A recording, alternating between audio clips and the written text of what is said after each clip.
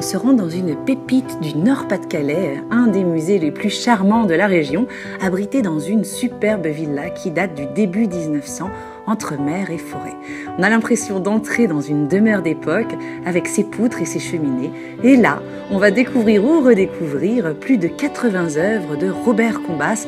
Robert Combas qui est le représentant majeur de la figuration libre. Un mouvement apparu au début des années 80 avec entre autres artistes Jean-Michel Basquiat ou encore Keith Haring.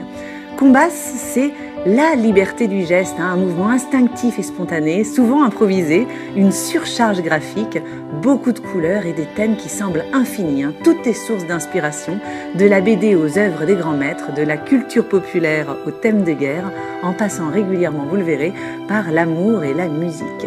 Et dans l'exposition, eh bien, on va découvrir la technique très atypique de l'artiste, cette technique qui se cache derrière ces fameuses coulures. Combas commence ses œuvres avec des masses de couleurs abstraites, souvent aléatoires d'ailleurs, et ensuite, dans un second temps seulement, il les cerne au trait noir pour en faire un dessin figuratif.